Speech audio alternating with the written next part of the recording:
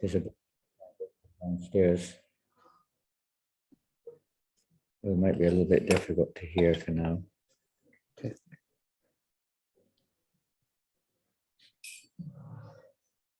Tell me when we're ready. Ready, Maharaj. Okay.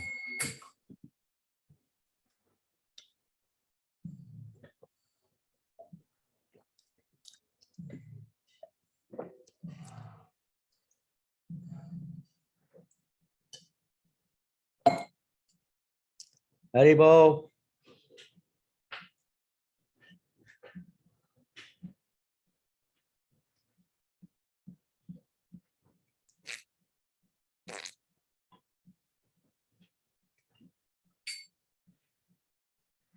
Jaya Radha Madhava Kunja Bihari.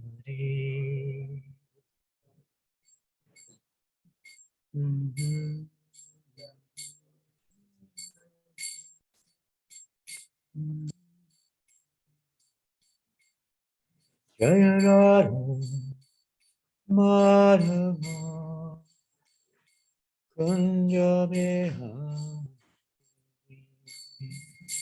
Radha Madhava Kunja Bihari. I don't see my keys anywhere though, Chanting. Gopijana Balababa Girivardhari Gopijana Balababa Girivardhari Yasodanandana Rajajana Ranjana Yasodanandana Rajajana Ranjana Yasodanandana Rajajana Ranjana Yasodanandana Rajajana Ranjana Yamuna Tira Vanachari Yamuna Tira Vanachari Radha Madhava Kunja Bihari Radha Madhava Kunja Bihari Jaya Radha Madhava Kunja Bihari Yada Madhava Kunja Bihari Gopijana Balalabha Girivardhari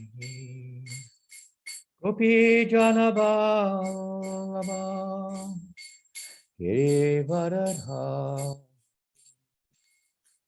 Yasodanandana Rajajana Ranjana Yasodanandana Rajajana Ranjana Yamuna Tira Vanachari Yamuna Tira Vanachari Jaya Radha Madhava Kunja Bihari Paramadhava Kunja Bihari Namo Vishnu Padaya Krishna Prastaya Bhutale Srimate Bhakti Vedanta Swamiti Namine Namo Vishnu Padaya Krishna Prastaya Bhutale Srimate Bhakti Vedanta Swamiti Namine Namaste Saraswate Deve Gauravani Acharine Nirvasesha Sunyavadi Astacharisa Tarine Shri Krishna Chaitanya Prabhu Nityananda Shri Advaita Gadadhar Srivasadi Gaurabhakta Vrinda Shri Krishna Chaitanya Prabhu Nityananda Shri Advaita Gadadhar Srivasadi Gaurabhakta Vrindam Hare Krishna Krishna Krishna Hare Hare Hare Rama Ram Rama Hare Hare Hare Krishna Krishna Krishna Hare Hare Hare Rama Ram Rama Hare Hare. Everybody carry on singing. I've just got to do something for a minute. Just carry on singing. Can you go back up into the room there? Yeah. This is the key. Mm-hmm. I don't want you to get one. Animals, my book Animals, you know that book? Mm-hmm. Is in the bookshelf, you know the bookshelf on the left-hand side? Yeah. In the middle section, in the very bottom section, there's a little pile on the right-hand side of Animals book. Bring one copy. Okay, one copy. Yeah, I have, okay. You have a key for that room? Yeah, but I have to get it back to Sutapa, so I'll take this one and I will bring this back to Sutapa. Yeah, okay.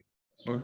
Yeah, let me bring these back. Yeah. And then that book is for devotee Mayank. I don't know if you know him. I know him. The boss, or something like that. Give it to him, okay? Okay. Okay. Yeah. Hare Krishna, Krishna Krishna, Hare Hare, Hare Rama, Ram Rama, Hare Hare. Hare Krishna Bolo, Hare Krishna, Krishna Krishna, Hare Hare. Hare Rama, Ram Rama, Hare Hare. Hare Krishna, Krishna Krishna, Hare Hare. Hare Rama,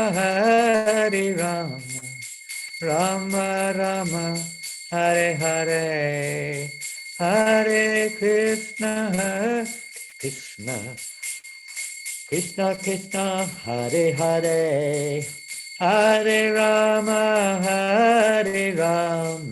Rama Rama, Hare Hare. Hare Krishna, Krishna Krishna, Hare Hare.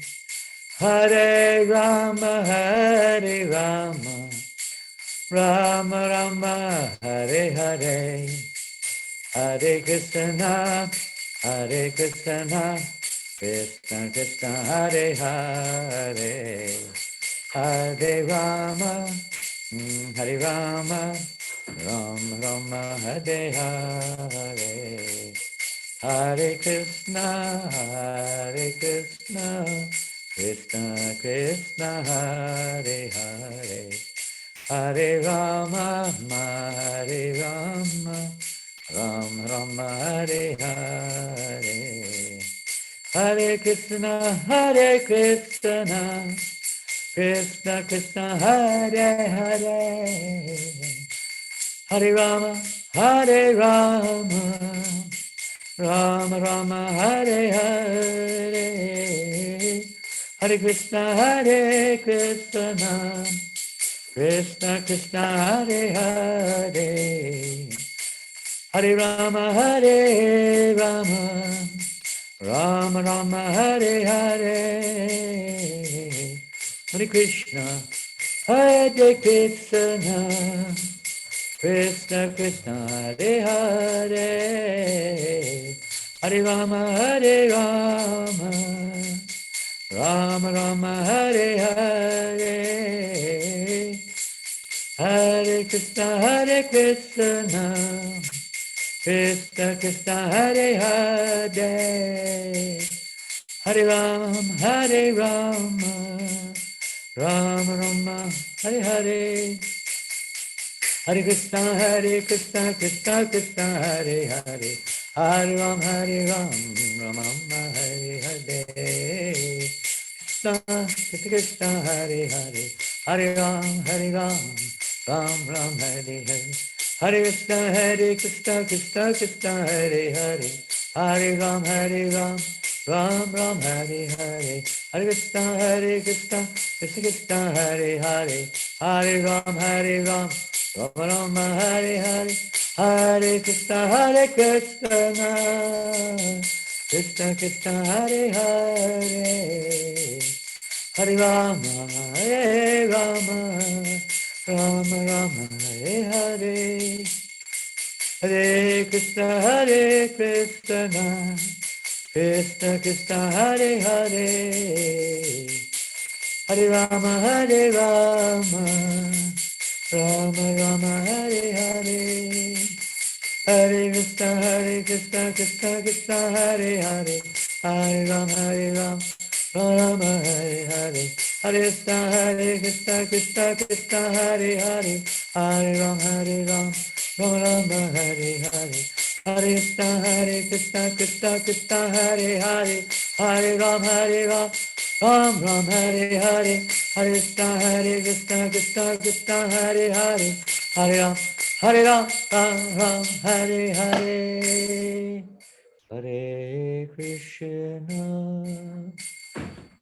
Hare Krishna Krishna Krishna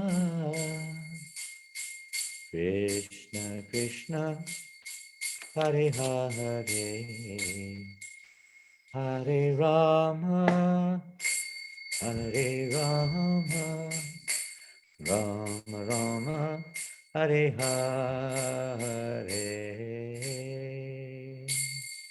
Jai Om Vishnu Pada Paramahamsa Parivrajakacharya Ashtota Sadashresi Bhaktivedanta Swami Prabhupada ki, Ananta Kota Vaishnavinda ki, Namacharya Shila Haridasa Thakur ki, Prem se kaho Sri Krishna Chaitanya, Prabhu Nityananda, Shri Advaita Gadadhar, Sri Vasadi Gaur Bhaktavinda ki, Sri Sri Radha Krishna, Gopa Gopinath, Shamakunda Radhakunda, Giri Govardhan ki, Sri Vrindavan Dham ki, Sri Mayapur Dham ki, Ganga Maya ki, Jamuna Maya ki, Tulasi Devaki, Bhakti Devaki, Samaveta Bhaktivinoda ki, Lord Chaitanya's Harinam Sankirtan ki, Brihat Madanga ki, Shri Prabhupada ki, Shri Shri Gaurnitai ki, Shri Shri Krishna Balaram ki, Harinam Sankirtan ki, Brihat Madanga ki, Gaur Premanandi, all glorious to the assembled devotees. All glorious to the assembled devotees. All glorious to the assembled devotees. All glorious to Sri Guru and Sri Gauranga. All glorious to Sri Prabhupada.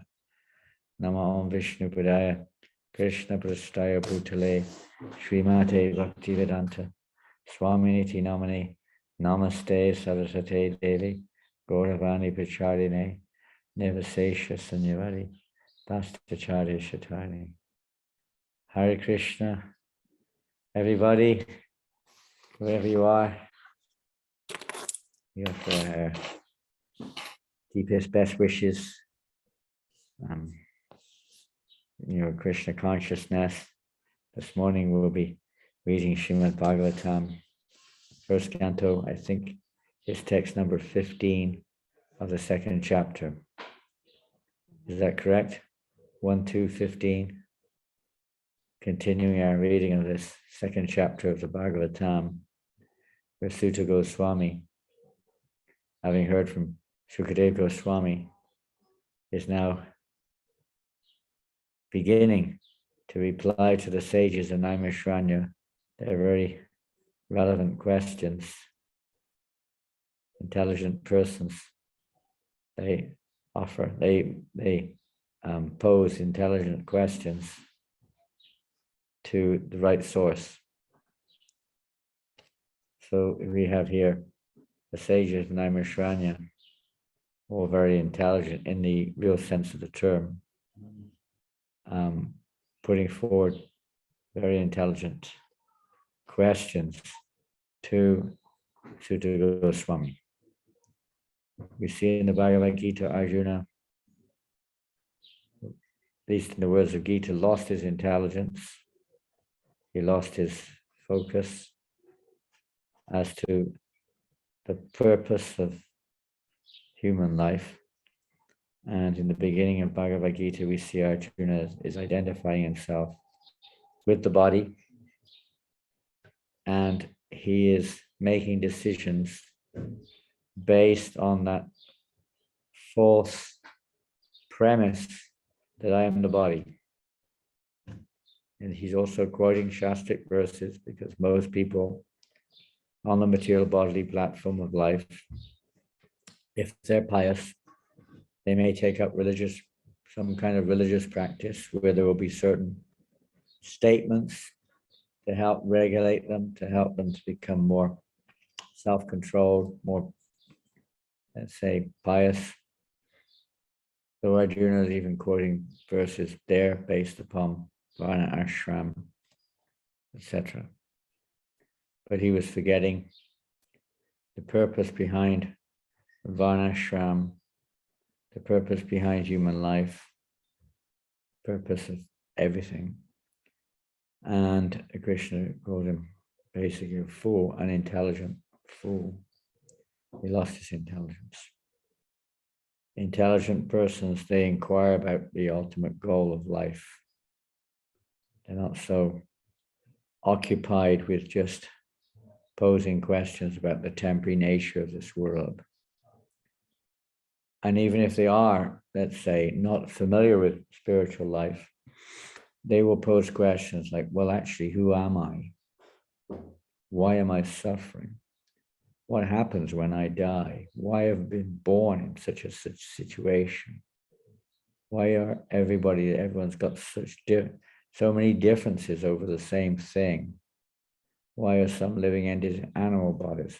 They'll pose questions beyond, you could say, simply phenomenal scientific so-called conclusions, or the general knowledge which we receive in our ordinary education.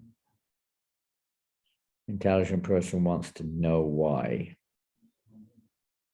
Misdirected intelligence, many branch in the Bhagavad Gita. Krishna says, Bahujan, Vyavasyatmika would hear. The intelligence of those who are on this path is resolute in purpose. But those who are irresolute, those who are not resolute in their purpose, and that applies to aspiring devotees also. If we're irresolute, our intelligence is many branched. It is focusing on so many different thoughts within the mind, desires within the mind, objects perceived by the mind. The intelligence is constantly trying to work together to achieve that, satisfy that, speculate on that, so on and so forth. Misuse of our intelligence, non-intelligent, in the real sense, unintelligent. Intelligent, unintelligent. misuse of intelligence. So many branch, Bahushaka Yanantascha Buddhyo Vyavasayanam. Many goals, even when chanting, we may be meditating on some other subject matter, whatever it may be, mundane or not, or even spiritual. We're not focused on chanting. We're thinking of something, or our intelligence is, we say remembrance is a function of the intelligence. It focuses on a particular aspect of what we see in our minds, and that's what we are perceiving basically through the media of the intelligence. So we're remembering maybe our youth, maybe some family member, maybe some event that's going on, maybe something which we're attached to, or something. So that's remembering. It's already there. It's already there on the mental plane, and the intelligence is, maybe surfacing, remembering those various events or whatever. Interesting word, remember. It's like recalling something. Is a member of something. We're remember is recalling what's already there, basically. We can't really remember something if it's not something which has already been there, or we perceived it. It may be perverted, jumbled up, but it has to be something which we've experienced already to remember. It comes up, forgotten, and we remember.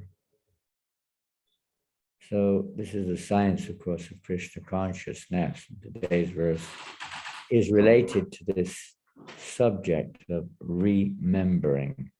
So I'm going to go to the verse now.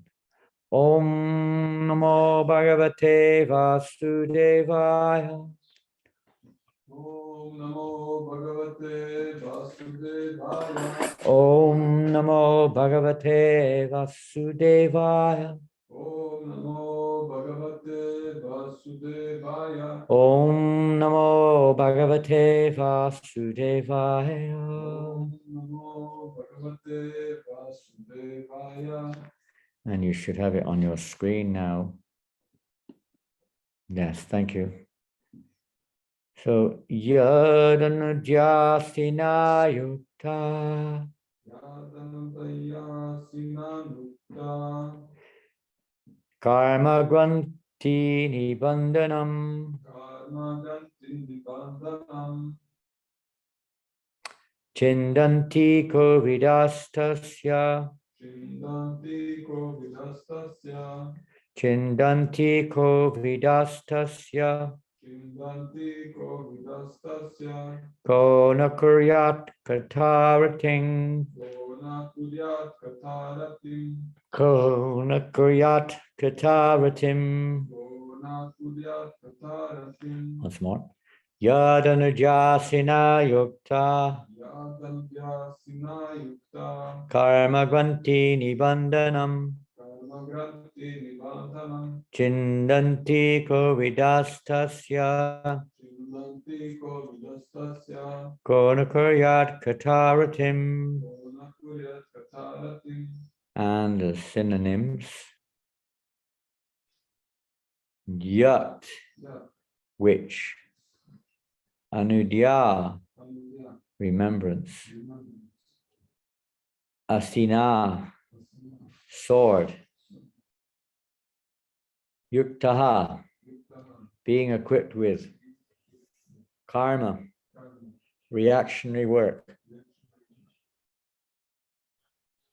Granti, not. Nibandhanam, internet. Chindanti, cut. Govidaha, intelligent. Tasya, his. Kaha, who. Na, not. Kuryat, shall do. Kata, messages. Ratim, attention. And the translation to this very important verse in Bhagavatam: with sword in hand, intelligent men cut through the binding knots of reactionary work, karma, by remembering the personality of Godhead. Therefore, who will not pay attention to his message? Interesting terminology, sword in hand. It can be taken, it's the sword of knowledge rather than the physical sword. Some people may misunderstand this in their practical, you could say, preaching of whatever they're preaching, but it really means the sword of knowledge. As we see in the Bhagavad Gita, 4th chapter, armed with yoga, stand and fight. The doubts that are arisen in your heart out of ignorance should be slashed with the weapon of knowledge. Armed with yoga, stand and fight. This is the real meaning, whatever our occupation in life may be. It's this yoga meaning to connect with Krishna. It's not some physical exercise. It's the process of remembering Krishna or reconnecting with Krishna. So that sword in hand is not the physical one, asina, but is knowledge, relevant knowledge. And it means applying it in our lives, in all situations. And this, no matter if we do appear to be entangled in this world, this is the means of cutting that entanglement, or that grunti. Grunti is not reactionary, not, can be severed, chindanti, cut by this process of remembering the personality of Godhead. And notice in this verse, ratim. Ratim in this case is translated, rati, translated as attention. With attention. If the sword is blunt, then it's very hard to even cut paper, or to speak of other objects. Similarly, if our devotional service is dull or inattentive, unconscious, then it is very hard that there's not this attachment to material objects or the material desires within our minds. It's very hard to for that to be removed or cut out. Process of devotional service process, cutting out the boils. We may have an example of Prabhupada citing that. Yeah. It's not a matter of just pampering our material conditioning, but actually removing that which keeps us bound up in this world, whatever it takes. We may not be in that situation right now, but that's the actual situation. We have to be willing to let go, and not just let go, we have to get hold of something else, of course, Krishna consciousness. But this, it is sharp, the razor or the knife, the sword has to be sharp in order to cut that grunting abundant, that binding knot of reactionary work. You have to be very sharp, attentive. The word is used, rati. Rati normally refers to having a genuine taste in devotional service. And although it may not be on the platform of realization or spontaneity at this point of time, we have to apply that principle.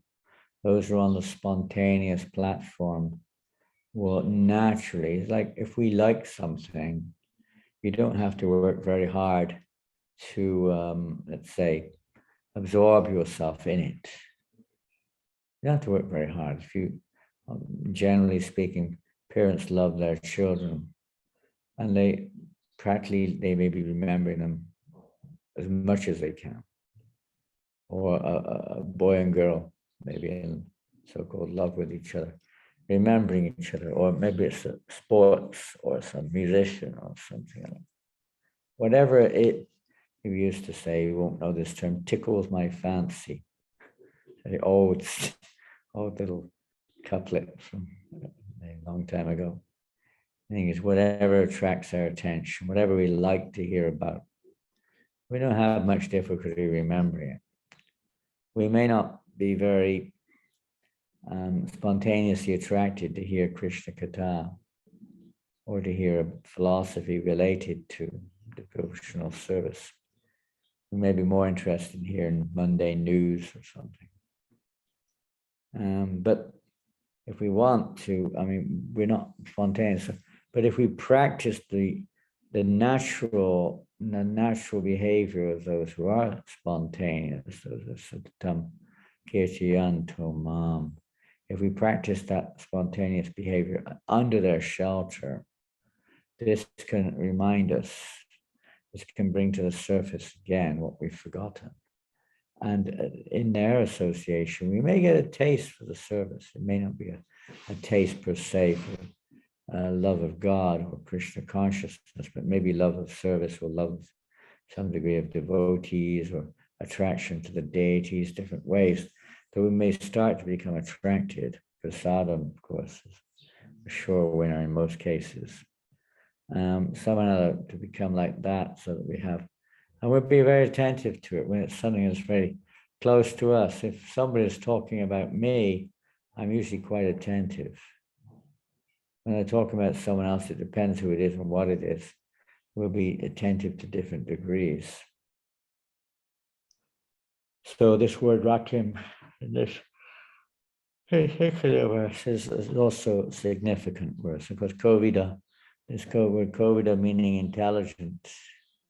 We've already discussed a little bit of the character of one really intelligent person. We hear later in the Bhagavatam how Krishna Varam Tisha Krishnam Sango Pangas Tapasham Nagya Sankhitam Praya Yajanti Samedasam. In this age of Kali, intelligent persons that they remember the personality of Godhead, or they engage in yajna by the performance of the Sankirtan yajna. Intelligent persons chant the holy name of the Lord. It doesn't seem very intelligent, it seems quite simplistic. It's for fools or something. Some people say like that. But no, intelligent person is one who finds out the solutions to life's problems. And all the problems can be solved if we immerse ourselves in Sankirtan with rati, with attention, of course. So let's read the purport to this verse. The contact of the spiritual spark with material elements creates a knot which must be cut if one wants to be liberated from the actions and reactions of fruitive work. Liberation means freedom from the cycle of reactionary work. There are many different definitions of liberation, several. This is one of them. We have on a very, could say, mundane platform, we have, maybe national liberation of the country. It's like, for instance, this year is the 100th anniversary of the day when Srila Prabhupada met his spiritual master for the first time in his life, 1922 in Calcutta. And at that first meeting, our Srila Prabhupada argued with Srila Bhaktisiddhanta Maharaj.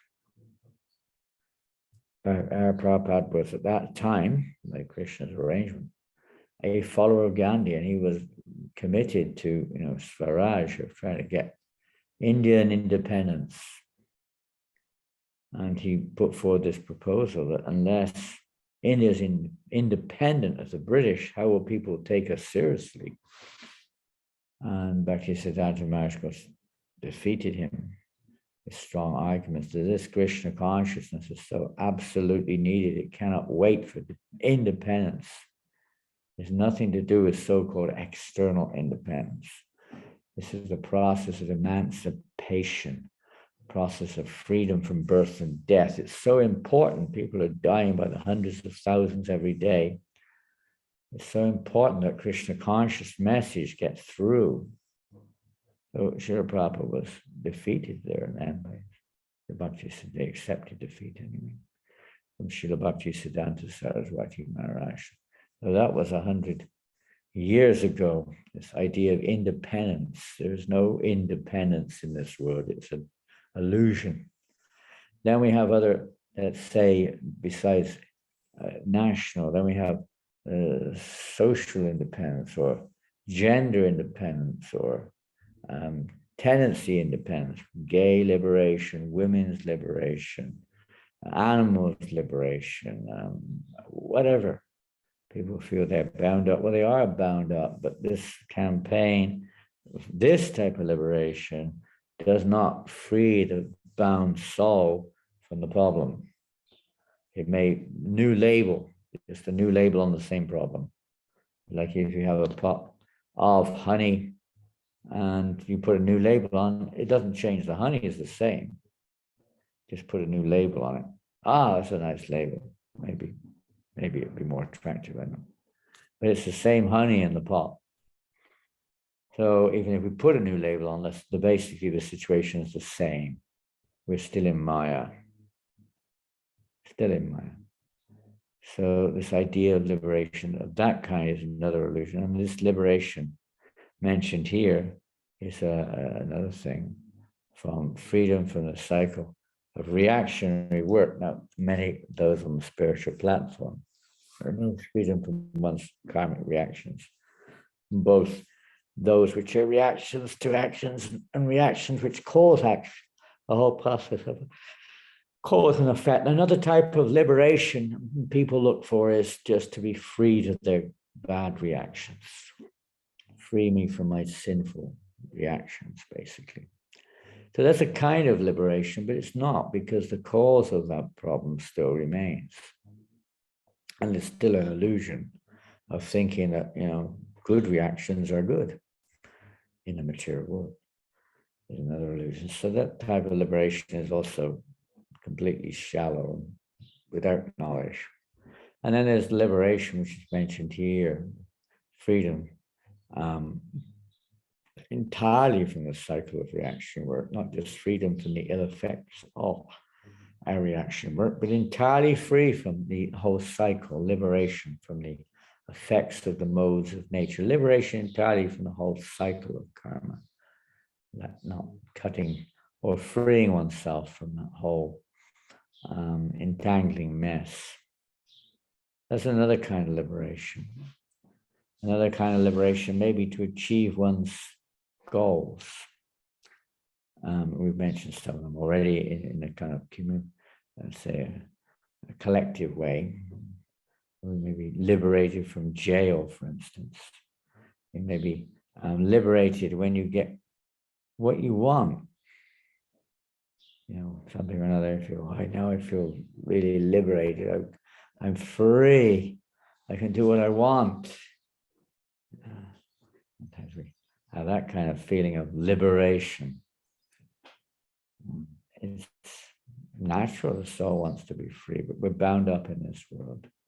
And we only get some temporary, illusory idea that we're free. And there's the liberation beyond the material world of maybe many others, but liberation, entering into Brahman, spiritual effulgences, merging into the Brahma Jyoti.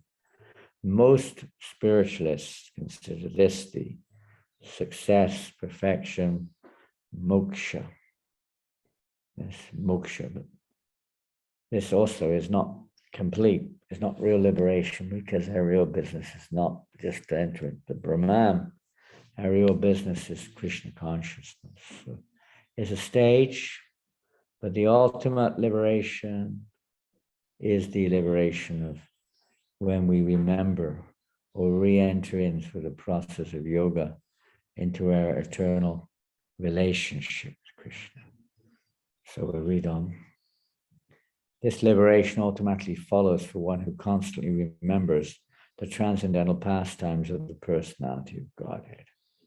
I'm going to comment on that later. This is because all the activities of the Supreme Lord, his Leela, are transcendental to the modes of material nature. They are all attractive spiritual activities.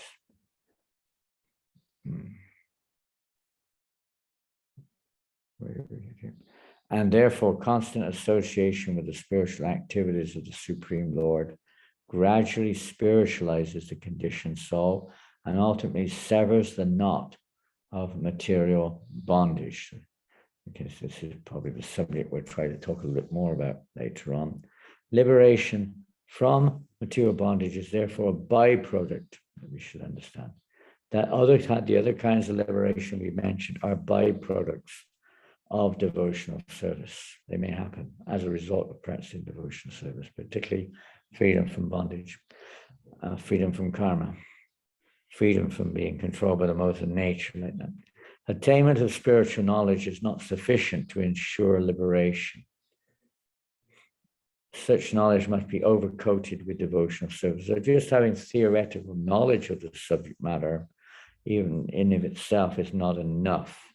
It must be, it probably uses the word here, overcoated, covered with devotional service. It must be coupled with devotional service, so that ultimately the devotional service alone predominates, because constitutionally, knowledge is only there to help awaken or help us to perform our devotional service as a servant of devotional service, both liberation, knowledge, and any other thing else that are all meant as servants of the devotional bhakti.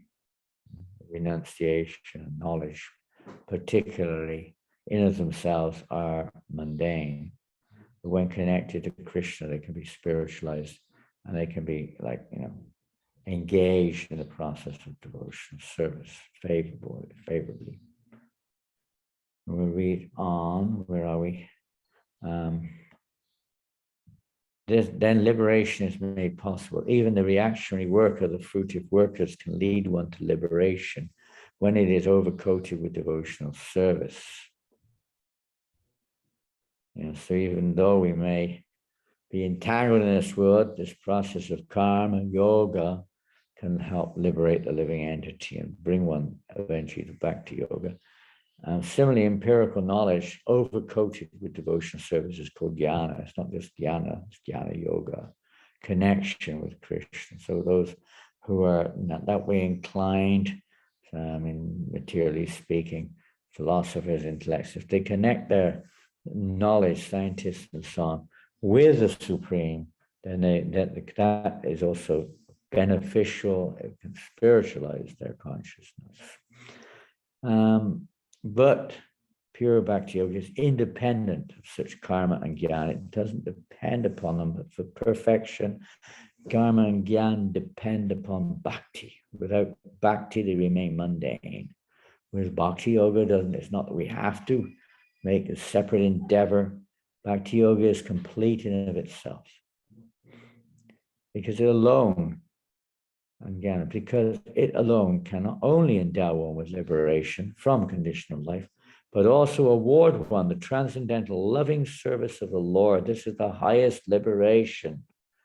There's Taraka Brahma mantra. This mantra, so you can take it as a generalization of devotional service, but specifically mantras that liberate one from this material illusion or this material entanglement. Taraka Brahma mantra. And Taraka Brahma mantra deliver love of God. So pure devotional service achieves automatically liberation and freedom from misery, etc. But moreover than that, it awakens in our hearts love of God, which serves all purposes. There's no need of any other endeavor. Sometimes people will say, well, have you read this? Have you done this? Have you tried that? Maybe we have, maybe we've not, but we don't. A pure devotee on the pure devotional path doesn't need to, because the purpose of this, that, the other is to come to pure devotional service. Having reached pure devotional service, what's the need of this, that, and the other? It's not required. And if we don't come to the devotional service or pure devotional service, what's the value of all these other things? They're useless. They're Shrama Evi Kevalam. There's no value of them either. So they may be engaged in devotional service, but in themselves, knowledge, renunciation, mundane achievements, etc., are all bondage in the bigger picture. It's only when they're overcoated with devotional service can we be freed of bondage, bound up by a conception that where Brahman is not untrue, but it's incomplete. It's another form of covering or illusion. And until we connect with devotional service, then we can, otherwise we'll be trapped in Brahmajyoti. To free us from that one, which is even worse than being trapped in material world from the devotional point of view. So, yeah, this is, we read on here. Where are we? Next paragraph. Therefore, any sensual man who is above the average man with a poor fund of knowledge must constantly remember the personality of Godhead by hearing about him. We heard that last week or the week before, I don't know when it was. Tasmat ekena manasa bhagavan satatam patihi. One should hear about him, and by worshipping him always without cessation, devotional services, without cessation, unmotivated. None of these other objectives should be there. And uninterrupted is a constant factor. Maybe we wonder, how on earth can I do that? It's not very easy. Okay, but that will be a little bit more later on. By glorifying him, this is the ninefold process maybe being unfolded here. By remembering him and worshipping him always without cessation. That is the perfect way of devotional service. The Goswamis of Vrindavan, who were authorized by Sri Chaitanya Mahaprabhu to preach the Bhakti cult, rigidly followed this rule and made immense literatures of transcendental science for our benefit. They have chalked out ways for all classes of men in terms of the different castes and orders of life, in pursuance of the teachings of Srimad Bhagavatam and similar other authoritative scriptures. Okay. It's like the end of this particular purport. So this is their mercy, these great devotees who have a great desire to hear and chant about Krishna. They want to pay attention.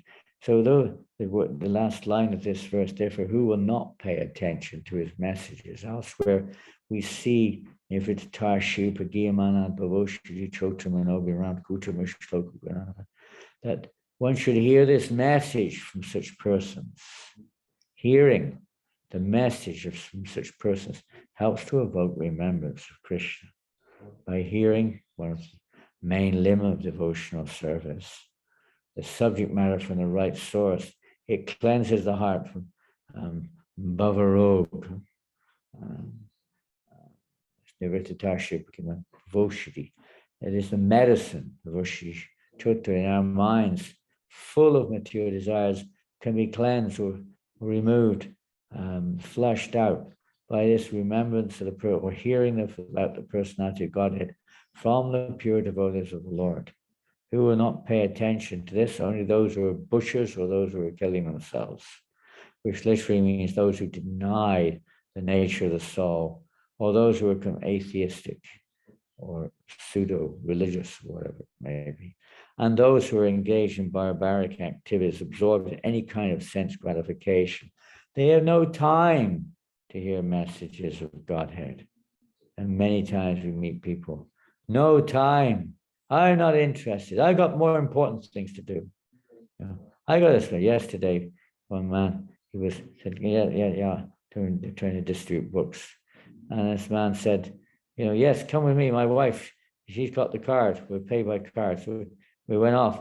His wife was totally aghast and totally against the idea. This money, we need it for this, we need it for that. We can't spend it on this stuff. I should go now. So people think they've got more important things to do. We've got something. I got to spend this money so we can suffer. We need to suffer more. We can't spend it on this. This might bring us happiness. No, we've got to buy this. We've got to buy that. So we can become tied up in a knot of action or reaction, tied up in karma, birth and death. Everyone's, what to say, hoodwinked to think that this material so-called advancement is actually making us any happier. Maybe a little relief, it's like anyone knows that sense gratification is like that, whether it's sexual, urge, you get a little relief. Bhagavatam describes it like itching, relieving the itch. But then it itches more afterwards.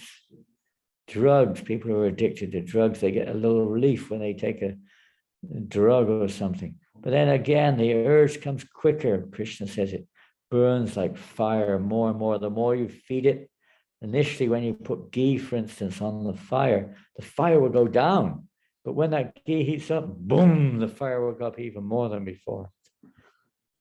A sense enjoyment is like that. And people completely bound up, this karma grunta bandhanam. Karma grunta, the knot of action and reactionary work, bound up by this knot. And when you're bound up, you can't get released. And someone has to come along and untie the knot or cut the knot. In many cases, it's so entangled, it has to be cut. Prabhupada describes that a sadhu, a saintly person, is one who's standing. He gave us this rather a heavy example. Don't get it wrong, and don't feel, this is too much. It's just to explain the point. But one time when Prabhupada was giving a lecture in Gorakhpur, in UP in India, and Prabhupada was speaking quite strongly against those who are misleading in the name of religiosity or spirituality. And one lady kind of was challenged a little bit. And why, Swamiji, you're speaking so heavily? Other Swamis don't speak like this. They speak very nicely about this and that. And Prabhupada, she said, this doesn't sound very compassionate. Prabhupada said, your idea of compassion is when you have a boil on your arm, you puff on it just to relieve the fever or the heat. But no, that's not the process. He said, you have to take a knife and slash it out. The lady was shaken. Prabhupada was very strong. He said, this is the business. And he took this from Bhaktisiddhanta Saraswati Maharaja, who described the definition of a sadhu as like one who stands over the sacrificial goat. I hope maybe some of you have experienced this in Malaysia. I've not directly seen it, but I've been to many temples where there are goat slaughter temples are there, and that's their business. And it's very, talk about the mode of ignorance, but anyway, whatever it is. And like that, and they stand over there with a sharp knife ready to sever the head of the goat. So similar to sadhu with strong words is severing this knot, this karma grunta, with strong words. Now in the beginning, it may not be remembrance of Krishna so much. He reminded us yesterday of a statement of Srila Prabhupada, which used to be quite remembered. One time, one devotee asked Srila Prabhupada, or said to Prabhupada, that sometimes Prabhupada, I forget Krishna. What do I do about that? Prabhupada said, you don't sometimes forget Krishna, you always forget Krishna. Sometimes you remember him. Our lives are mostly forgetting Krishna. We don't remember him. I mean, even sometimes you can chant 16 rounds of japa or go in a kirtan or even worship the deity. And when it comes to the end, to be all honesty, we didn't really remember Krishna. One devotee was here yesterday, some of you know him, Sutapa Prabhu, and he was giving a talk. And he remembered an incident where he was chanting his 16 rounds, going up and down in the room, there was a beautiful picture of Krishna Balaram in the room in a glass, frame. And he was going up and down chanting all 16 rounds in front of this picture of Krishna Balaram. At the end of his 16 rounds, he suddenly dawned on him there was a picture of Krishna Balaram there. But he said he didn't kind of register. He was saying every time he saw that that glass, it was reflective glass, every time he saw it, he was seeing himself in the reflection. That's what we see. Our false ego. We see ourselves in the center. I am the doer, but it is me. Praise me. Whatever it is, I'm doing well. And this is not remembering Krishna. It's a mechanical devotional service. Of course, that has its value too, but it's got to be transformed into pure devotional service. Krishna reveals himself to the one he chooses. He gives us remembrance. As that verse go in the back, in the Bhagavad Gita 15:15. I remember that. Slipped my mind. Sarvasya chahamri sannivishto mataksmati jnanam panam cha. From me, Krishna says, comes knowledge, remembrance, and forgetfulness. It comes from Krishna. So the whole process of devotional service is to connect with Krishna, to please Krishna, to understand how everything comes from Krishna. So in the material world, which we're still connected with, we may still have knots in our hearts. I don't know if any of you know this.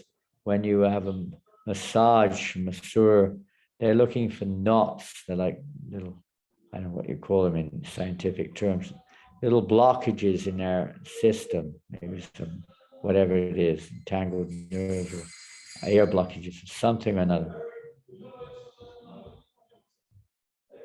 Blockages in our system. And through massaging, they can release the blocks. And sometimes you hear them go pop as they release them.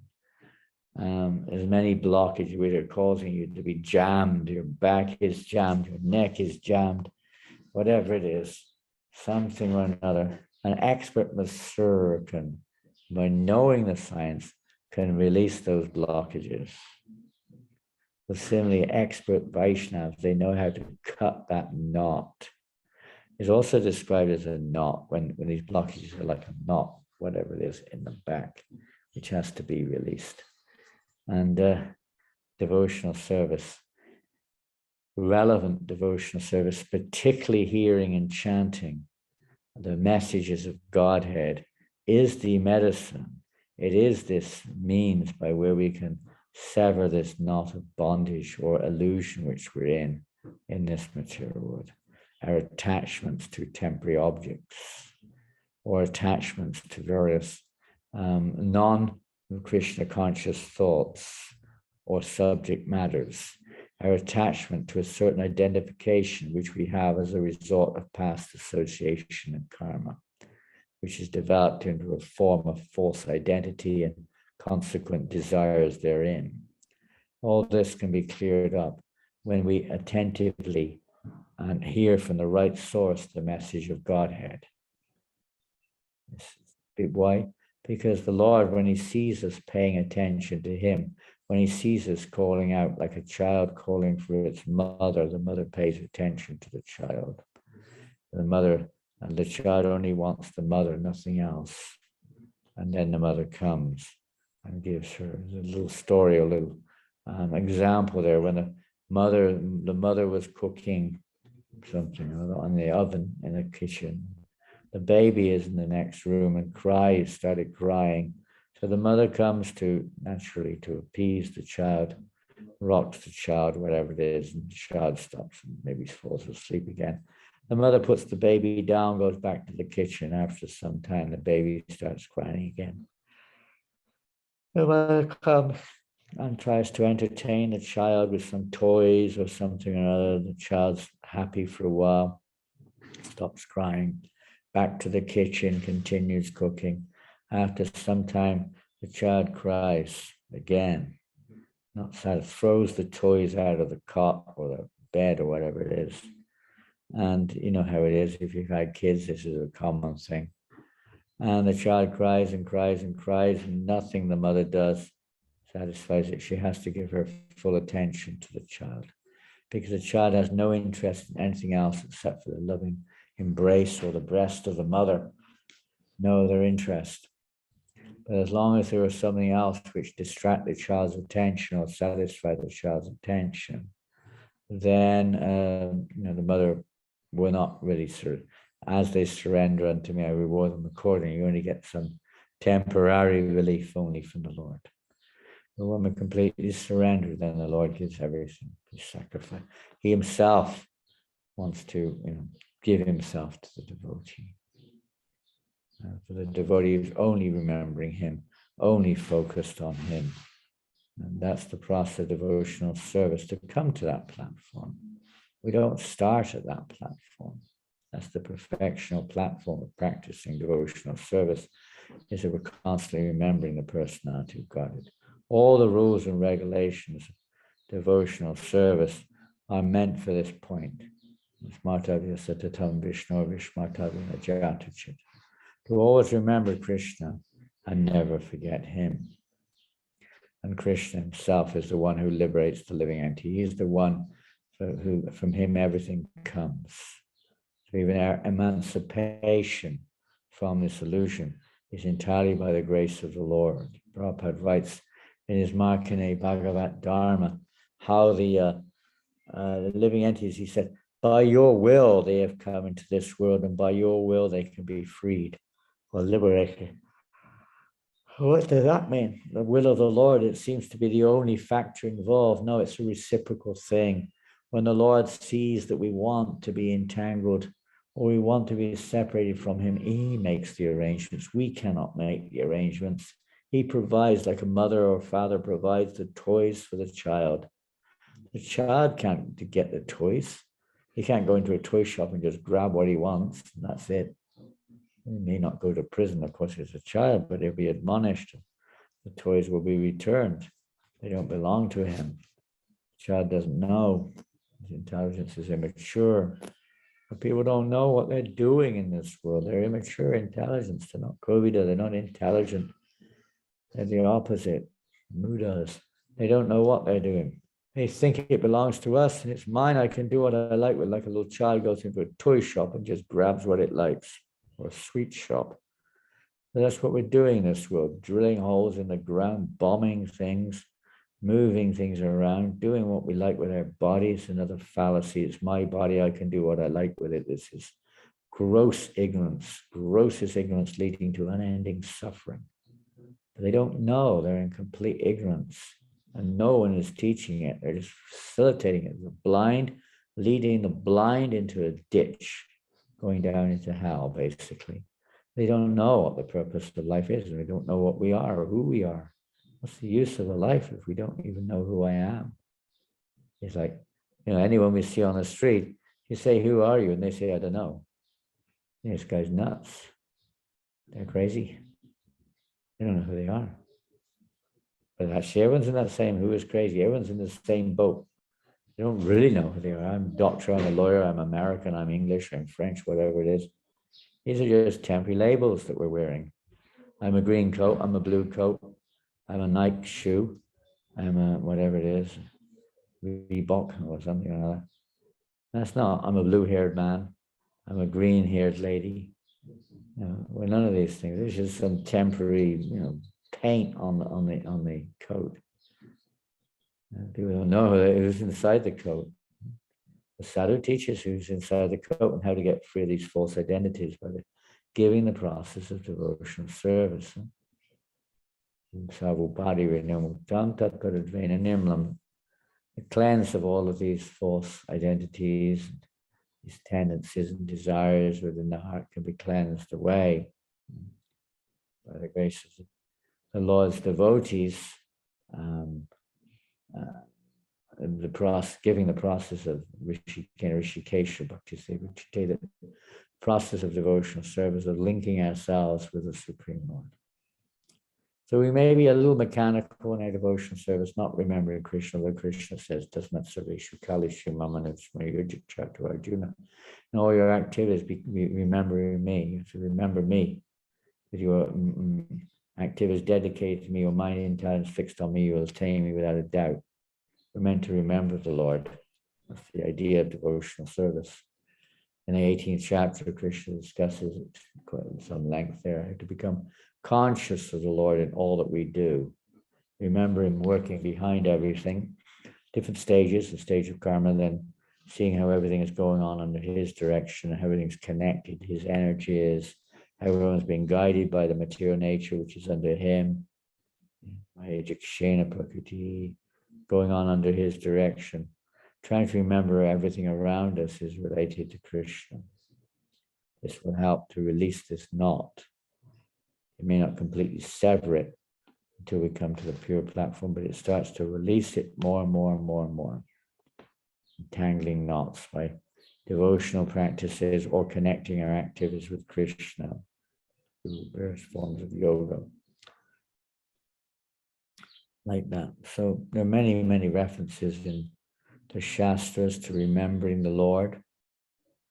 Prahlad Maharaj, of course, when he was challenged, but his father asked him, of all knowledge, tell me, what is the best thing you've heard, my dear son? So Prahlad Maharaj was naturally fearless, having taken shelter of the lotus feet of the Lord and remembering the Lord. When we remember Krishna, then all the problems of this material world just kind of, they maybe seem to be there, but they're not affecting one. In one sense, they're helping us to become more conscious of Krishna. And Krishna puts us in different situations, sometimes to prepare us for the final test of death, to help remind us of him, remembering we have no other shelter other than Krishna. And the easy way to, Prabhupada said, our only prayer should be to pray to the Lord in the heart, that you are my heart, my Lord, please always remind me to chant your holy names. Always to remind us, remember to chant the holy name of Krishna. This is a practical way in this Kali Yuga of remembering the personality of Godhead. When we chant Hare Krishna, to remind us. So, and when we chant, it may be a little mechanical, but by rendering service, chanting the holy names, associating with devotees, trying to regulate our activities according to the directive of the pure devotees, gradually cleanses our heart. As we'll hear in the next few verses, as the heart becomes cleansed and the natural attraction for hearing about Krishna develops. So the key here is the willingness to take that association. When the living entities will and desire spiritual life, then Krishna also reciprocates for that. He releases. Krishna in the 12th chapter says to Arjuna, I am the swift deliverer from this ocean of birth and death. This is referring to those who are engaged in unflinching devotional service. We're still 1 foot here, 1 foot there. We're not completely surrendered as such. So we get a little bit of a taste of service, or different aspects of devotional service, but at the same time we're maintaining some attractions or attachments in this world. So mixed devotional service doesn't fully satisfy the self, and it is risky. We can also become overcoated with materialism again. No, we have to overcoat ourselves, cover ourselves, smear our body. We were reading 2 days ago, I think, the prayers of Prahlad Maharaj, not the prayers, the statement of Prahlad Maharaj. 2 statements now we're going to mention of Prahlad Maharaj. One was referring to this covering. From where did you get this knowledge, Prahlad? Hiranyakashipu wasn't very inspired by his son's statement that the best of all knowledge is Shravanam Kirtanam Smaranam. Shravana Kirtanam, and devotional service beginning with hearing and chanting Smaranam, remembering, praying, worshipping, and so on, serving the lotus feet, like this, befriending. And Prahlad Maharaj answered his father like this is the only thing of worth that I've listened to. Where the heck do you get this from? How is this? So Prahlad Maharaj explained, only if you want this knowledge, you can only by smearing one's body with the dust of the lotus feet of the pure devotees of the Lord. This is the only way that this is realization is possible. When we follow the instruction, make the instruction of the pure devotees of life and salt or the Shastra. We live our life according to the instructions of the Guru, Shastra, and Sadhu. This is smearing one's body with the dust of the lotus feet of the devotees. Always remembering their instructions and applying them in our lives. Of course, that's stage in the sadhana bhakti process, which continues, it just continues on higher and higher, or deeper and deeper levels of attachment to Krishna, realization of who we are, realization of our relationship with Krishna, etc. And that we continue to hear from the eternal associates of the Lord how to increase Krishna's pleasure. And then when Krishna sees that we're sincerely following, then he reciprocates and releases us from this bondage which we're bound up to material attachments of various kinds. Okay, so just see that. We could read from Nectar of Devotion. There's a nice section there. You can read it yourself. Page 91, I think, or 81 maybe, of the Nectar of Devotion. Let's see which page it's on. Go here. Page 91 is a nice section in English version, at least. Page 91 of the Nectar of Devotion called Remembering. You can read it. And it goes on to discuss meditation. Meditation is meditating on Krishna. In this case, not just meditating on some energy of Krishna, but meditating on the Supreme Lord Himself, the source of everything. That's what meditation is really fixed upon. Meditation also means to evoke remembrance, so to focus one's consciousness attentively on that particular object, in the ultimate case, on Krishna, remembering the personality of Godhead. So our devotional daily service is meant for that purpose. So many verses in the Bhagavatam discuss this principle of remembrance, the effects of remembrance of the Lord, whether it's Queen Kunti, or whether it's Bhishma, or Pandavas, whoever it is. Like when Arjuna was returning from Dwarka after the Lord's departing from this world, his mind was very disturbed. And that he remembers the instructions of the Lord on the battle of Kurukshetra to him, and all the trash it's described, all the trash in his mind was immediately dissipated, immediately dissolved or evaporated. Simply in the presence of Krishna, remembering Krishna, smaranam, simply by remembering Krishna, just like when the sun is present, or the dirty, whatever it may be, dirty things on the earth become cleansed, they become purified. We may have dirty things in our hearts in terms of material desires separate from Krishna, but they can be eradicated by the process of remembering Krishna, evoking remembrance of Krishna. So I think there'll be some questions on how we can evoke remembrance of Krishna, maybe.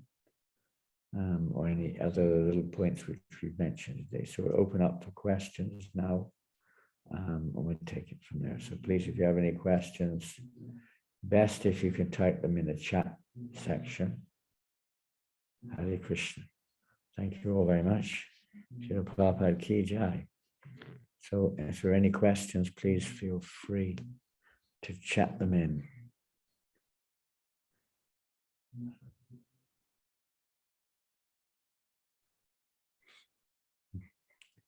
We had a very nice group of devotees just this week from London. Many nice devotees come to New Mayapur now, back in New Mayapur. From the United Kingdom, groups of devotees back to Victoria, some of the groups coming in. We've had a good fortune of being with them the last 3 or 4 days. They're just now leaving, actually. They won't be there when they leave. But they're just now in the bus. Maybe they've left already. And we remember them, and this is also remembering devotees is also purifying. Remembering devotional service is also purifying. Not just remembering Krishna per se, but any kind of that which is connected to Krishna. Even the material energy, when we remember it in relation with Krishna, is purifying. Seeing the trees as the heroes of the Lord's body, or the mountains as statues of his bones, and so on and so forth. Rivers like his veins. It's where we remember the Supreme Lord behind everything. So anything in chat? No chit chat this morning?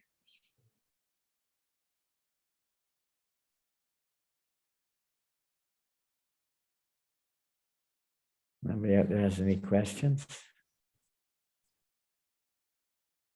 No COVID this morning, no intelligent persons.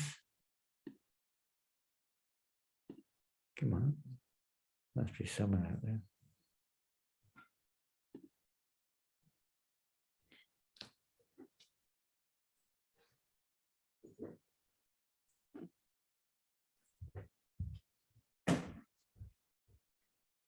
The whole process of devotional service given to us by the acharyas is for this purpose, to remember Krishna. We chant japa.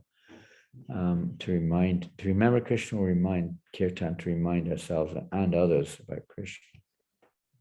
If we said it's not necessarily going to start with conscious awareness, but it's something, oh, I like that chanting. Oh, I like that food you serve. Oh, I like your temple. Some impression is there on the platform of the mind. And because we've accepted that impression favorably, Krishna is like, he's the highest intelligence, because he acted as Arjuna's intelligence. And he reminded Arjuna, through knowledge, of his real business. By a knowledge from Guru Shastra Sadhu, we're reminded of our real business, so we no longer bind ourselves up, and we remember the goal of life. This is good to remember why we came to Krishna consciousness. When we first came, what was it? Was it just chance, or was there some purposeful intention involved? It may not be for the pure reason, but we had a reason. And it means to say we were looking for something more. What we had was not enough, or not satisfying. Looking for something more. But to go back into that world we already concluded was not satisfying, it's not very intelligent. Even though there may be a little bit of stress or challenge, difficulty in the practice of devotional service, we were having difficulty before. The difference being is that the devotional service, it cleanses us of the very desire to act in such a way as to bind us in this world.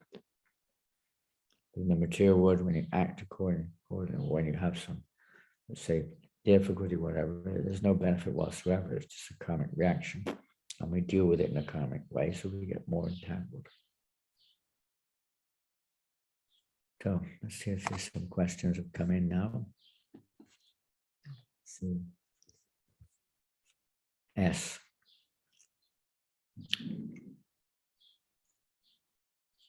Not a question. I'll just go back to the beginning again. How do we know if we are making progress in Krishna consciousness? Well, there are some general symptoms, some specific ones. You are making progress if you're any form of devotional service adding. It may not be proportionally great compared to our materialistic entanglements or contacts. We're making progress. It's gradually building up. Assets are gradually building up. And when they become bigger, of course, they become prominent in our lives. So much prominent that we don't want to engage in material activity.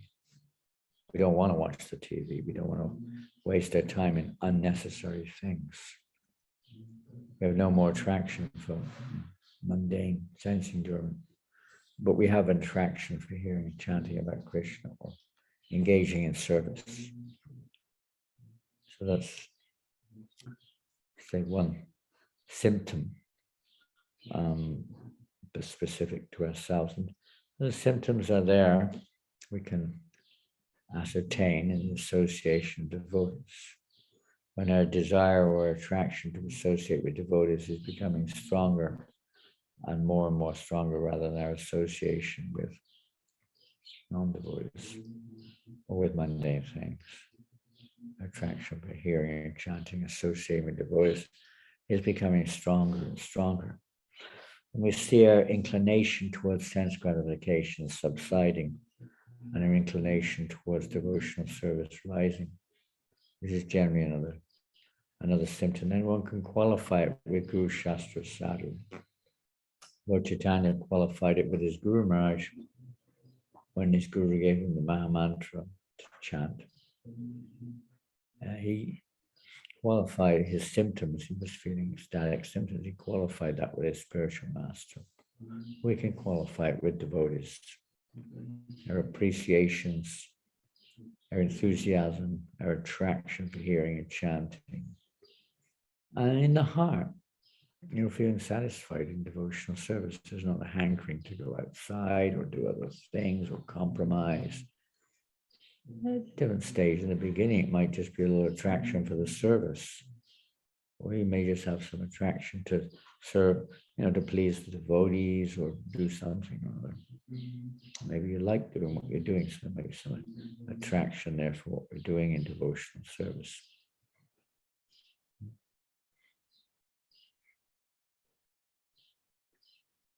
Progress. Well, when you feel the heart becoming cleansed, you see a child growing, he's growing. The child may not detect it, but the parents or family members, friends can see that the child is growing. So devotees around us are also evidence, you could say, confirmation of our devotion. We should open our hearts up if we want to advance. No more fear. Another symptom is you become fearless, not afraid to reveal one's heart in confidence to others, not afraid of the actions, reactions of the material world, or becoming less and less afraid, more and more dependent on Krishna.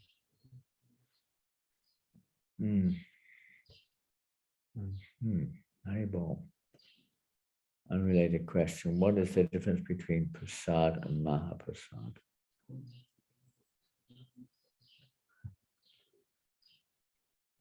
You may have to wait a few minutes more than usual to get Mahaprasad. That's not the real difference.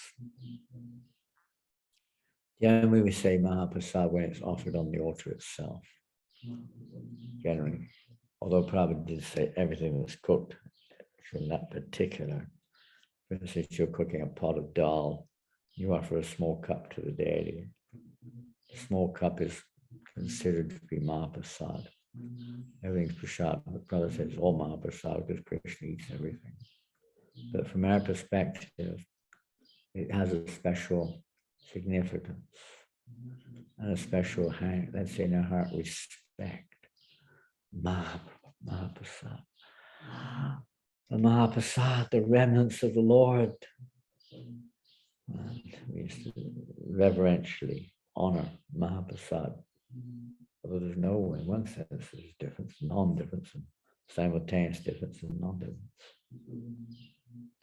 But it helps to take away that tendency to be over familiar. We just take a shot of like nice tasty food sometimes. Oh, I like that. I don't like that. I don't like this. I don't like that. You can't do that with a Maha. Prabhupada in Bombay had devotees mix everything together, sweet, savories, everything, chutneys, because devotees become indiscriminating. Mix it all together. Mahaprasad. Sometimes said that Krishna's, which is that Mahaprasad offered to Krishna on the altar, or wherever. The touch of the Lord's lotus lips and tongue, the saliva of the Lord, different things with them, in particular. But it's, Prabhupada said all the prasadam are taking one little pot out, the big pot, but the whole pot is Mahaprasadam. Prasad is a general term meaning mercy, the greatest mercy. But still, we should respect that which is offered on the altar. Part of the process of just remembering that this food is not ordinary food. This food is prasadam, is offered to the Lord.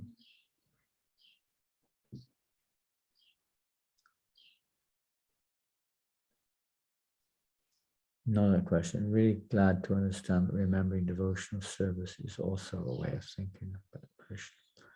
Yeah, it's remembering devotional service is not, is certainly a stage, and even an advanced stage, it will also be there, but it's not the only form of remembrance. Remembrance will be for Krishna. Gradually, Prabhupada said, we remember the holy name, then Krishna reveals his form, and then he reveals his pastimes and qualities. One by one, they unfold. So the remembering devotional services helps us to remember the holy name. But we may not be so attentive when we chant. Eventually, then by remember the holy name, the Lord reveals his form. Remembering devotional service is not like it's, of course, all the 9 limbs of devotional service is not just one. Remembering, there's 9 limbs of that. So, practicing any of these limbs of devotional service can help to remind us of Krishna. Should be. Purport. Another one. What are the boundaries we need to put with our parents? In one sense, it's our duty to take care of them, but in other sense, they're non-devotees, they can harm our spiritual life. Always a sensitive issue, you could say, and delicate balance in dealing with one's family members if they're not devotees, even if they are devotees sometimes, but more specifically when they're not devotees. They're attached to their own desire, they're attached to what you do, because they think you're their kid and you should, do what they want you to. It's an extended form of sense gratification. So how do we find that fine balance then? Well, it's not as I say, it's not the easiest thing to get that balance, but always trying to keep a good spiritual life going, which will help reading, studying, sharpening our intelligence. Intelligence is sharpened by study of Shastra, particularly, or by hearing the message of Shastra. Helps to sharpen our intelligence so we don't become bewildered by somebody else's bewildered intelligence. And we can keep our intelligence a little bit more focused on the ultimate goal, and always seeing how I can connect my parents or family members to Krishna. Seeing the opportunity, prasadam or something or another, to help connect them to Krishna. This is how a devotee doesn't condemn. Of course, we're indebted to our parents in many ways. We're certainly not, but always thinking of their welfare, but not compromising one's own devotional practices, being very humble, polite, respectful, mood of service towards them. Many things which can help improve the relationship without compromise.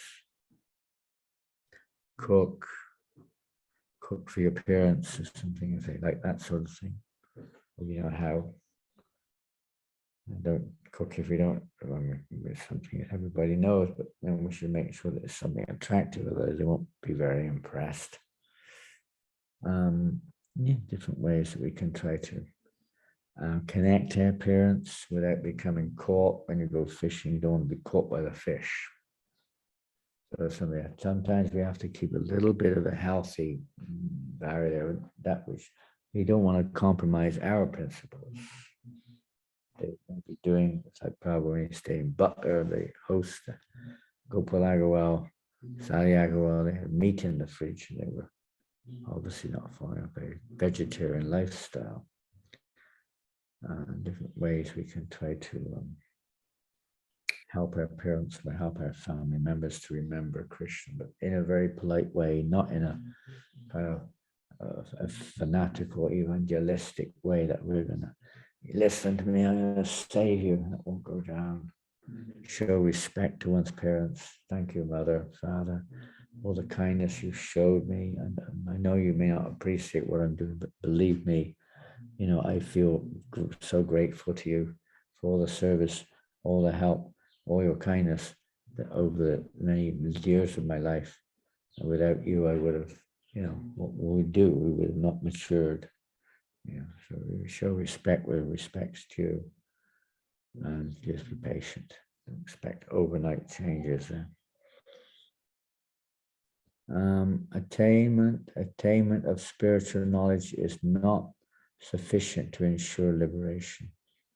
On the other hand, Bhagavad Gita 4:38 states, in this world there's nothing so sublime and pure as transcendental knowledge. Let me see, I'll go through that again. Attainment of spiritual knowledge is not sufficient to ensure liberation. You know, well, it's a simple thing. It depends on Krishna's mercy. It doesn't depend upon anything else. The awakening of dormant love of God does not depend at all on the mechanical process of hearing and chanting, but tends wholly and solely on the mercy of Krishna. So the main feature we see with Mother Yasoda, and when she was trying to bind Krishna, that the rope was always 2 fingers too short. They are explained by Vishwanath Chakravarti Thakur that those 2 fingers too short is not because the rope wasn't actually long enough in one sense. It was 200 meters long, obviously long enough to bind a little baby. But it's the intense endeavor of Mother Yasoda, but ultimately she cannot bind him without Krishna himself agreeing. So both have to be there. We have to show our intent, but we have to depend upon Krishna. One alone, Krishna's mercy is enough, but our own endeavor, our own intent is not enough. There must be the mercy of the Lord there. But generally, that's how it works. When a devotee renders full service, Krishna bestows his mercy upon them. That's the process. Yeah. So that transcendental, this world, there's nothing so sublime as transcendental world, because transcendental knowledge, because that knowledge releases us from this material world, but the release depends upon Krishna, not upon the knowledge. Knowledge helps to, when we put that knowledge in the same chapter, Krishna says those who apply themselves to this knowledge, this transcendental knowledge, realize this knowledge in due course of time. Krishna gives the realization. Krishna's reciprocating. Another one here. How can we be certain of spiritual realization we discover or understand ourselves? Or, sorry, I'll read it again. How can we be certain that the spiritual realization we discover or understand ourselves is on the right path to, or approved by the Shastra or by realized souls, or is it a realization at all? It might be. Krishna is the God in the heart, he's the Chaita Guru. So as I mentioned earlier, Lord Chaitanya, when he was experiencing ecstatic symptoms, he wasn't sure.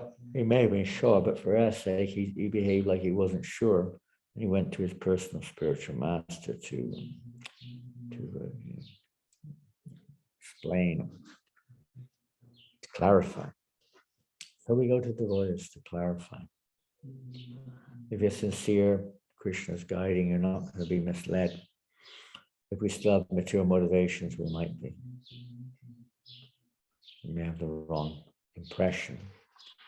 But we generally place it before the devotees when there's a doubt like this.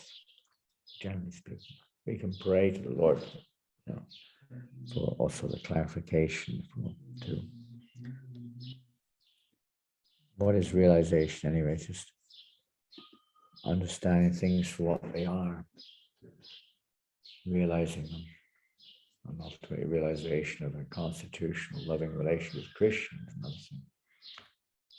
It is a realization. If we realize that devotional service is the means, that's a form of realization. It's corroborated by scripture.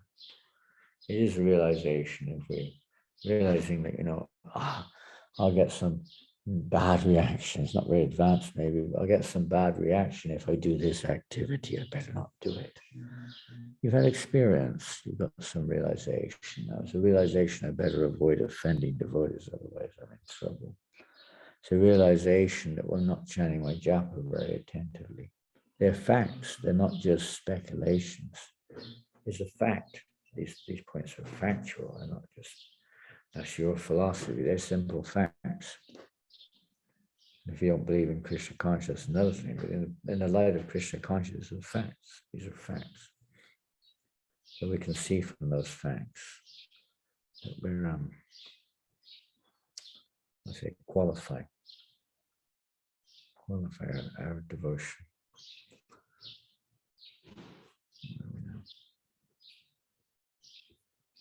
There is something, how do you understand this?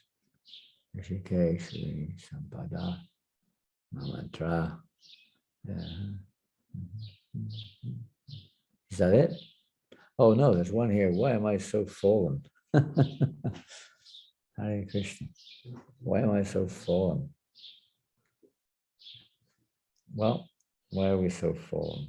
Because fallen, meaning why are we so trapped in this material world? Why are we so entangled? That's the meaning of literally fallen over. Spiritually, yes, we're fallen. We're in illusion. Why? Well, back to Siddhanta Maharaj said the degree that we're still associating. It's not why you're so fallen, you can go historical on that one. But if we take it present tense, why am I now so fallen? Why am I not Krishna conscious? Rather than, what did I do to get up in this situation? That's another type of analysis. But why am I still fallen despite the opportunity to get delivered through Krishna consciousness? But still, I'm so conditioned. I'm still behaving like this or that. Or I'm still attached to this or that. I mean, serious attraction for devotional service and for false ego, and whatever it may be. Why? Professional says it depends on our association, gross and subtle. How we're associated grossly, you have to see yourself. Whether we're still putting water on the fire at the same time trying to light the fire. We're still indulging in sense gratification in the form of associating with sense gratifiers through social media or whatever it may be. Or maybe other reasons. Maybe you could say these are also, in a sense, the result of our conditioning, offensive behavior, and so on and so forth, which naturally keeps us from progressing in spiritual lives. So the changes on the other side, the negative side is one thing. The positive side is association and getting good association. So we can start to practice devotional service with more intent, with more concentration, especially when we're chanting and hearing with devotees. That will have both realizations come when we chant more attentively, a lot of realizations, not necessarily of Krishna as pastime, but more about our own fallacy of our perception of who we are in devotional service and so on. We start to repent. When we stop blaming others, this is one other practical aspect. Look within ourselves. Try to understand Krishna is acting in such a way to wake us up and look and see in our own hearts, what is it in my heart that's not favorable to devotional service? If we're fallen, that means we're embracing unfavorable desires or activities related to Krishna. Pure devotees always feel themselves very fallen. It's just a natural quality of personal analysis, you would say, or even though they're not, they may be fully engaged in devotional service, but they feel a very fallen condition. Those who are oftentimes, those who are fallen try to justify they're not fallen and try to show off that they're not fallen, all that they're advanced or something. But if we're sincere to feel that I'm very fallen is a good situation, because from that situation you can come up, you can grow up. It can be, it depends on the attitude. It can be a situation of say a catalyst for our devotional lives to advance. When you're falling, you're on the ground, what are you going to do? You can't fall down. You're already down. So now's a great chance to get up again, to progress in spiritual life. So we definitely should see that we are fallen. It also can have a precautionary factor that we can fall. I got to be careful. I better be careful. I'm in a fallen condition here. I better be very careful, both not to get completely swamped in the material world, and two, that I better do something about it. I better try to get better association on the growth and subtle platforms. Maybe an impetus for us to chant a little bit more attentively, a bit more seriously. That will have so many effects. Chanting the holy name is the practical means of remembering Krishna, most emphasized by our Lord Chaitanya and the Acharyas. And it's very joyful, you could say, many times. Sometimes in Kirtan we get some tasters there, but it has to be cultivated. So that our chanting becomes pure and pure. And then mechanical, we may say, trying to be attentive and hearing, but that's where it begins, that we want to hear it, that we're convinced of the necessity. We may not be convinced most of the time. We're not convinced of the absolute necessity of Krishna consciousness. We're just sometimes adding it to our baggage instead of filling our bag with Krishna consciousness and nothing else. We still have anchors in the ground, desires for other things which we want to either justify, cover over, or fulfill in our hearts. But still, this association of the Lord, all this can be rectified. It's important. Association is important, very important. It's the only hope. And you can see Lord Chaitanya's pastimes, how many of the eternal associates of the Lord, and maybe have taken on different forms and different behaviors, seem to be very fallen. And then they feel, with the mercy of Lord Chaitanya, very repentant, they surrender. And they're always in a humble mood, you know. Jagai, Madai, most fallen, wretched Haridas Thakur, even Rupa Goswami, fallen and lower than Jagai, Madai. Why? Because they humble. Keep yourself in a humble position. Okay.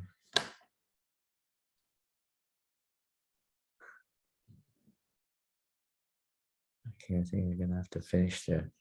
You may have detected I'm super tired. I don't know how my intelligence is hanging on. Intelligence is very related to sufficient sleep. But sometimes it's drifting off. I think I'm going to have to take a bit of a rest this morning. We've had quite a very wonderful few days, but it's quite tiring, a little bit short on sleep. Nothing unusual there, but it's a bit more than usual. Okay, we're finished with a little kirtan. Thank you all very, very much today. Hare Krishna. Sorry for drifting sometimes. And we lose the thread sometimes when we're tired.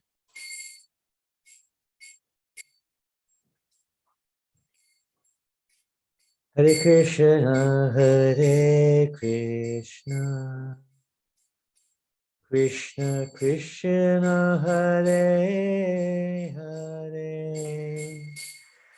Hare Rama, Hare Rama,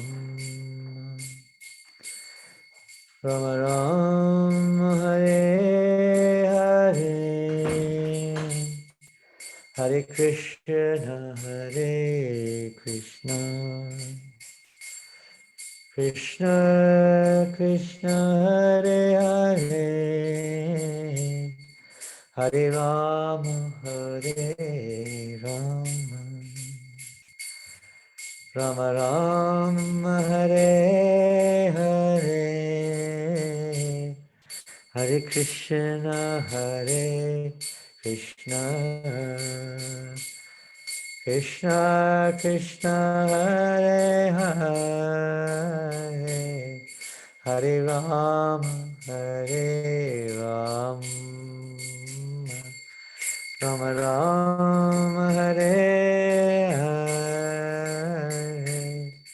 Hare Krishna Hare Krishna, Krishna Krishna Hare Hare, Hare Rama Hare Rama, Rama Rama Hare Hare, Hare Krishna Hare Krishna, Krishna Krishna Hare Hare, Hare Rama Hare Rama, Rama Rama Hare Hare, Hare Krishna Hare Krishna, Krishna Krishna Hare Hare, Hare Rama Hare Rama, Rama Rama Hare Hare, Hare Krishna Hare Krishna, Krishna Krishna Hare Hare, Hare Rama Hare Rama, Rama Rama Hare Hare, Hare Krishna Hare Krishna, Krishna Krishna Hare Hare, Hare Rama Hare Rama, Rama Rama Hare Hare, Hare Krishna Krishna Krishna Hare Hare, Hare Rama Rama Rama Hare Hare, Hare Krishna Krishna Krishna Hare Hare, Hare Rama Rama Rama Hare Hare, Hare Krishna Krishna Krishna Hare Hare, Hare Rama Rama Rama Hare Hare, Hare Krishna Krishna Krishna Hare Hare, Hare Rama Rama Rama Hare Hare, Hare Krishna Krishna Krishna Hare Hare, Hare Rama Rama Rama Hare Hare,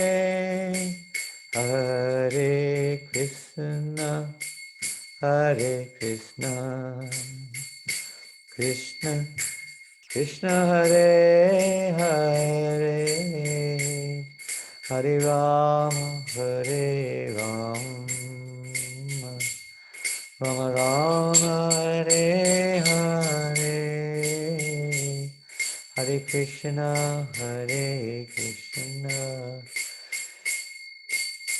Krishna Hare Hare, Hare Rama Rama Rama Hare Hare. Srila Prabhupada ki jai. Gaur Premanandi Hari Hari Bo. All glorious to Srila Prabhupada. So thank you all again, and we'll keep in touch as and when the next Zoom session will be. If you wish to join us, you're very kind of you, and we're very fortunate to have your association. We need association, and otherwise, with good devotees, because that the qualities of the good devotees wear off on us. They act like touchstones on our consciousness. And when we associate with mundane things or offensive things, then that also has the same effect on our consciousness and polluting our consciousness. As Krishna explains in Bhagavad Gita, the consciousness is like the air, the wind. When it passes over a bed of roses, it becomes fragrant. When it passes over a stool pit, it becomes obnoxious. It's the same air. It just takes on, as you could say, those flavors according to association. We'll keep good association so we can remember Krishna. More and more and more, and remember by the mercy of the Lord that He reminds us, if we make the effort to remember Him in this lifetime, then Krishna will reciprocate when the time of death comes. He will remind us of Him. We will not be lamenting or hankering at that time. All goes to Prabhupada. Thank you all very much. Safe journey. Hare Krishna. Hare Bol.